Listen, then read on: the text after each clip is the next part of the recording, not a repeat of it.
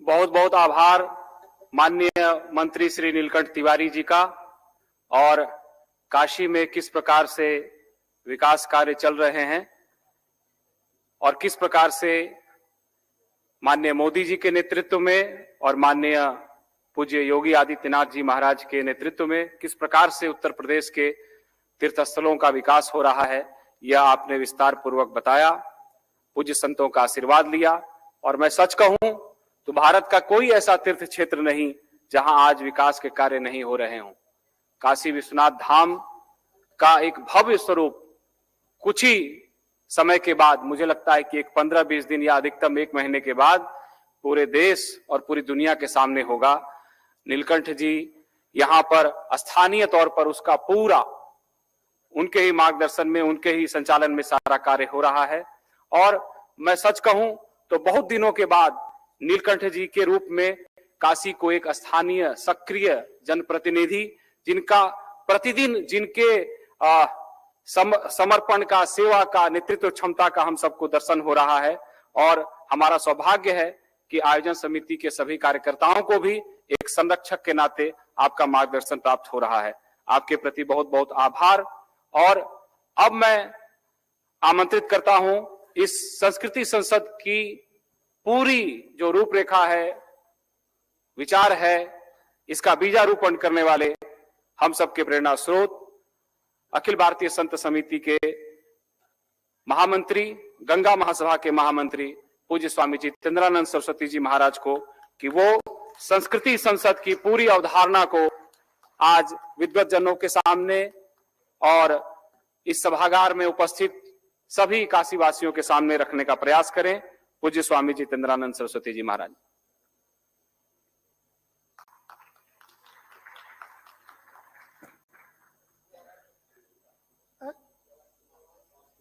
पार्थो वही एक बार चेक कर लीजिए। नारायण नारायण नहीं, इसी पर ठीक है।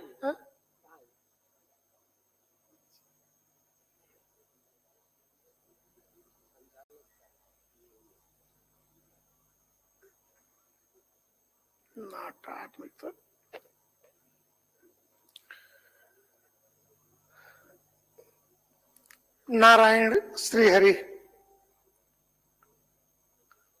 गंगा गंगेति यो ब्रूयात् योजना नाम शतैरपि मुच्यते सर्व पापेभ्यो विष्णु लोकम गच्छ सदा।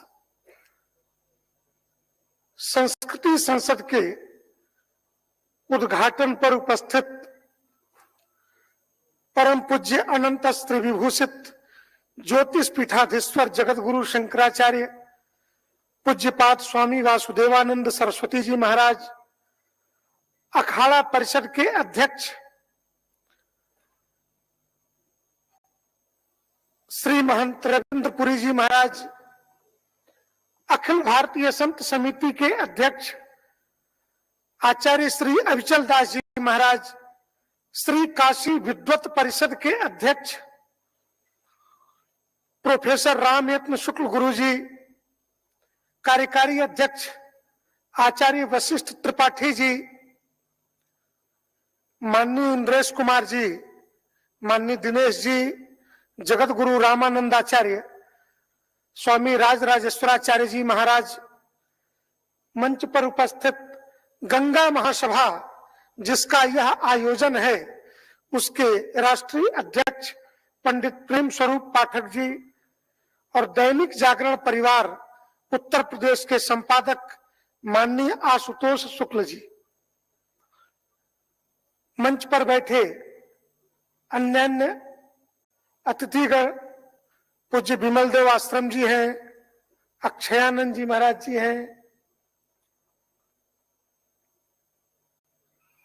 और उत्तर प्रदेश सरकार के हमारे धर्मार्थ कार्य मंत्री, संस्कृति मंत्री डॉक्टर नीलकंठ तिवारी जी, मंच के नीचे जो बैठे हुए पूज्य संत हैं, उसमें स्वामी नारायण संप्रदाय के हमारे प्रमुख संत पूज्यपाद नौतम स्वामी जी जो संत समिति गुजरात के प्रदेश अध्यक्ष हैं, उत्तर भारत क्षेत्र के हमारे प्रमुख महामंडलेश्वर कृष्णानंद जी, संत समिति के राष्ट्रीय संयुक्त महामंत्री राधे राधे बाबा महामंडलेश्वर मनमोहन दास जी और इस सभागार में बैठे हुए विद्वत जनों की गिनती, संख्या, नाम बोलने में पर्याप्त समय जाएगा।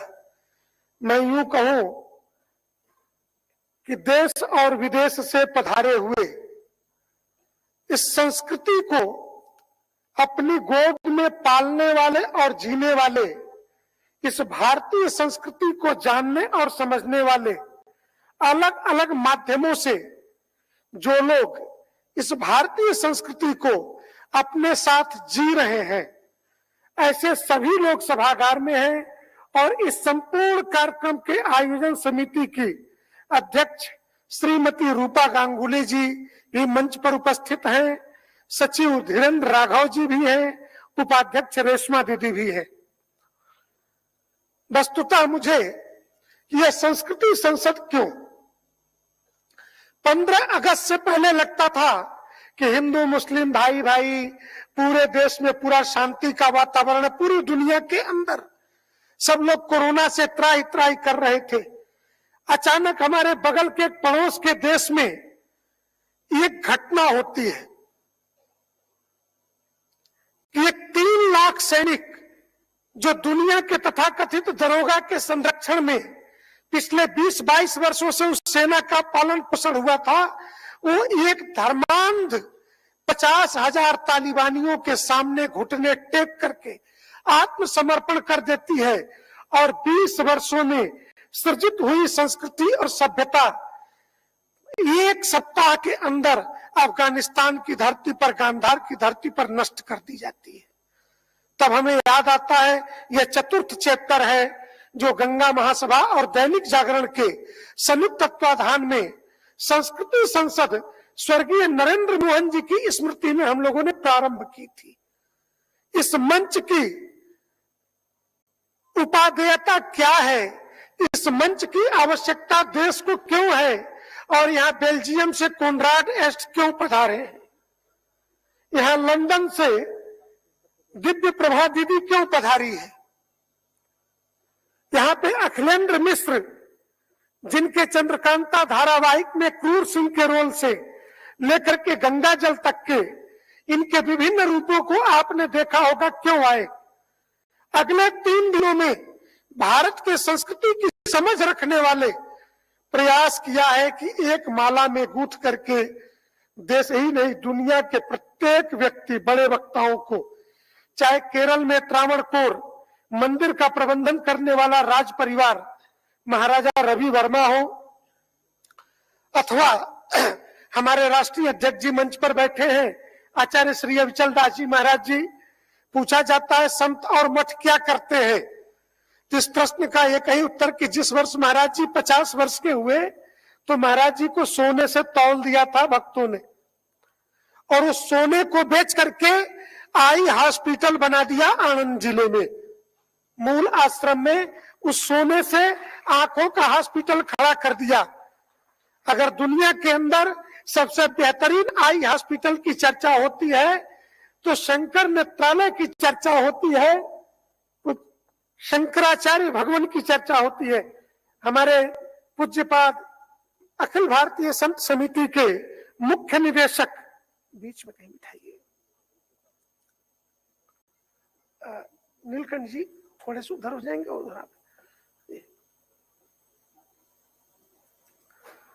श्री महंत ज्ञानदेव सिंह जी महाराज जी, अगर आप परंपराओं से परिचित हो तो सनातन धर्म की रक्षार्थ गुरु गोविंद सिंह जी ने भी एक अखाड़े की स्थापना की जिसका नाम निर्मल पंचायती अखाड़ा है। उस अखाड़े के सभापति श्री महंत पूज्य ज्ञानदेव सिंह जी महाराज जी हमारे बीच उपस्थित हैं, हम सभी उनका हार्दिक स्वागत करते हैं।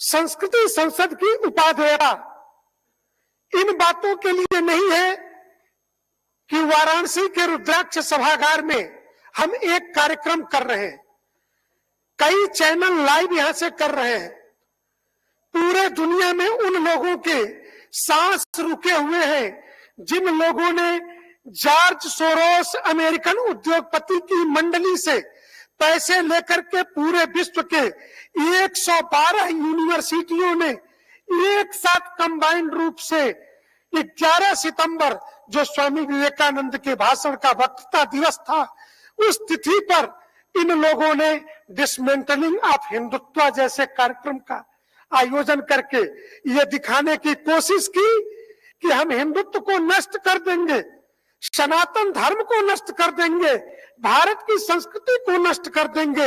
ये उसका प्रत्युत्तर है और प्रत्युत्तर देने का जो दिन चुना है, आज 12 नवंबर गंगा महासभा के संस्थापक भारत रत्न पूज्य महामना मालवीय जी की पुण्य तिथि को चुना है।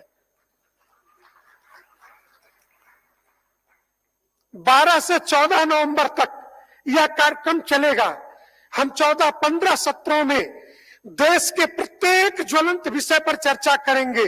हम चर्चा करेंगे उस भगवा आतंकवाद की गढ़ी गई तब की परिभाषा की भी, और परसों और कल में सलमान खुर्शीद के उस किताब की भी, जिसमें बोको हरम ISIS से हिंदुत्व की तुलना करने वाली बातें कहने वाले लोगों को भारत के सनातन संस्कृति का न इतिहास पता है, न भूगोल पता है, न क ख ग पता है।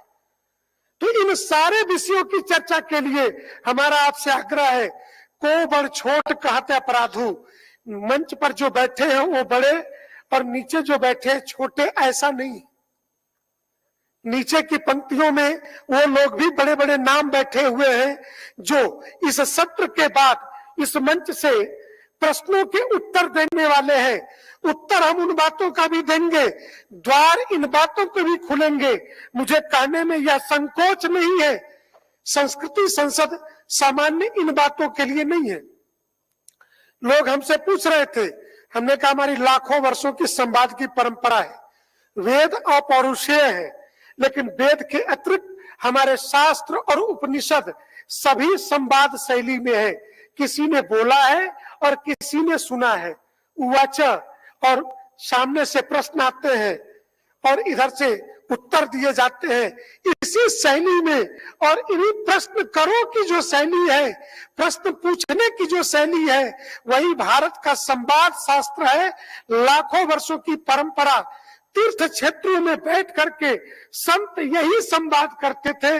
प्रयास किया है कि सिर्फ ऐसे लोग नहीं जिनको ज्ञान तो है, पता तो है, लेकिन पूछा जाए आप वेदों में क्या है, शास्त्रों में क्या है, बता तो सकते हैं। अधिकारी पुरुष नहीं है कि निर्णय दे सके। मैं कह सकता हूं दावे से कि पिछले 1000 वर्ष के इतिहास में ये पहला मंच है संस्कृति संसद का जहां पर धर्माचार्य होंगे जो अधिकारी पुरुष हैं, तो धर्मशास्त्री होंगे जो इसकी व्याख्या करके सनातन धर्म के उन्नयन के मार्ग को इसी मंच से खोलेंगे। 3 दिनों के बाद जब हम यहां से उठेंगे तो हमारे पास सनातन धर्म के वो सारे मार्ग होंगे जो दुनिया के 130 देशों में बैठा हुआ हिंदू युवक इस रुद्राक्ष सभागार से सनातन धर्म से संबंधित, भारत की संस्कृति से संबंधित किसी भी प्रश्न की अपेक्षा करता है। चाहे मंदिरों से प्रबंधन का प्रश्न हो, मंदिरों के द्वारा देश के अंदर रोजगार के सृजन का प्रश्न हो, मंदिर को केंद्र में रख करके शिक्षा, स्वास्थ्य, संस्कृति और संस्कारों के उन्नयन का विषय हो, इन सारे विषयों पे इस मंच से चर्चा होने वाली है। हमारा आपसे आग्रह है, जिन्हें पास मिला है, नहीं मिला है, जिन्होंने रजिस्ट्रेशन किए हैं, नहीं किए हैं, आप सबके लिए इस सभागार के दरवाजे खुले हैं। प्रश्न भी लेंगे, एक मर्यादित सीमा में, हमारी भाषा मर्यादित हो, क्योंकि कभी भी लाखों वर्षों के सनातन के इतिहास में हमने अमर्यादित सवाल नहीं पूछे अपने धर्माचार्यों से, अपने धर्म गुरुओं से। ये सभी धर्म गुरु आपके प्रश्नों का उत्तर देने के लिए ही यहाँ पधारे हैं। ये पहला मंच है जहां पे अखाड़ा परिषद भी है, संत समिति भी है, श्री काशी विद्वत परिषद भी है, गंगा महासभा भी है और सरकारों के विभिन्न मंत्रालयों के मंत्री भी होंगे, अन्य सरकार के अंग भी इस मंच से होंगे, क्योंकि अंततोगत्वा बात तो सरकार के द्वारा, और जब हमारे उंगली और बटन अच्छे स्थान पे दबते हैं तो तथाकथित 47 की स्वतंत्रता के बाद इस सेकुलर राष्ट्र में हम इन बातों के लिए तरस गए थे कि हमारा भी कोई ऐसा राष्ट्रपति होता, कोई ऐसा प्रधानमंत्री होता। यहां तो राष्ट्रपति गोरक्षनाथ के मंदिर में चले गए तो तत्कालीन प्रधानमंत्री ने चिट्ठी लिखी कि हम सेकुलर राष्ट्र के लोग हैं, मंदिरों में नहीं जाना चाहिए, लेकिन दरगाह पे चादर चढ़ाई जा सकती थी। सोमनाथ के मंदिर के उद्घाटन से मना किया राष्ट्रपति को। आंखें तरस गई थी कि हम धर्म के आधार पर विभाजित राष्ट्र के अंदर क्या हमारा कोई नायक ऐसा आएगा जो गंगा स्नान करेगा, भगवान शिव का रुद्राभिषेक करेगा, उसके माथे पर त्रिपुंड होगा और वो तिलक लगा करके कभी शपथ लेने के लिए जाएगा, देश और दुनिया देख सकेगी। कोई पूज्य संतों के आशीर्वाद से वह भी दिन देखा। आपस की बातचीत में कभी विश्वास नहीं होता था कि कश्मीर से धारा 370 हटेगी, कभी मार्तंड सूर्य मंदिर जो श्रीनगर के अंदर है, डल झील कभी स्वतंत्र सांस ले सकेगी, 35 ये कभी हटेगा और राम जन्मभूमि का मुकदमा भी कभी सॉल्व हो सकेगा, निर्णय तक पहुंचेगा। ये कभी आपस की बातचीत में हम सभी पूज्य संत जानते हैं कि आपस में ही हम लोग सशंकित रहते थे। मंच पे जब माननीय दिनेश जी, अशोक तिवारी जी कहते थे महाराज जी बोलना है, तो लगता था कि हमसे झूठ तो नहीं बुलवाया जा रहा। बड़ी बड़ी सभाओं में हम गरजते जरूर थे, लेकिन आत्मविश्वास हमारा टूट चुका था और उस आत्मविश्वास की वापसी हुई है, पुनर्वापसी हुई है। और जब आत्मविश्वास लौटा है तो संस्कृति संसद की उपाध्यक्षता पर एक बात कह करके कि जब 495 वर्ष पहले वो ढांचा टूटा था तो अयोध्या के बगल का एक गांव था बाबू का पुरवा, वहां के राजपूत लड़ते हुए मारे गए थे, लेकिन जो बच्चे बच्चे खून और पानी के पक्के थे, उन्होंने कहा कि जब तक श्री राम जन्मभूमि स्वतंत्र नहीं होती, ये मंदिर नहीं बनेगा, तब तक न हम पांव में जूते पहनेंगे, न सर पर अपने पगड़ी रखेंगे। लेकिन 9 नवंबर 2019 को जब निर्णय आया, श्री राम जन्मभूमि पर मंदिर के निर्माण का कार्य प्रारंभ हुआ, तो पूरे गांव के लोगों ने एक साथ पैरों में जूते भी पहने, सर पर पगड़ी भी रखी। आप कल्पना कर सकते हैं कि शबरी की तरह से बाबू के पुरवा के राजपूतों ने, उस पूरे गांव ने कैसे इंतजार किया होगा। तो संस्कृति की रक्षा सिर्फ भाषणों में नहीं है। आप कल्पना करिए, पीढ़ी दर पीढ़ी बीतती चली गई, जूते पैर में नहीं पड़े होंगे, कैसी स्थिति रही होगी। तो धर्म का यह मार्ग कठिन मार्ग है। युवा पीढ़ी बहुतायत मात्रा में इस संस्कृति संसद से जुड़ी है। मैं पूज्य संतों से भी आग्रह करूंगा कि आप तीनों दिन पधारें, विभिन्न सत्रों में सवाल पूछें और हम इस राष्ट्र को, ये सिर्फ संस्कृति संसद में 14 सत्रों का हमारा एजेंडा नहीं है कि वाग विलास करके हम यहाँ से जाएंगे। हम पूज्य संतों को ये आश्वासन देते हैं कि अगले 10 वर्षों में यहाँ पास हुए सारे प्रस्तावों को लागू करवाना देश के अंदर, ये हम सब युवा संतों की जिम्मेदारी है।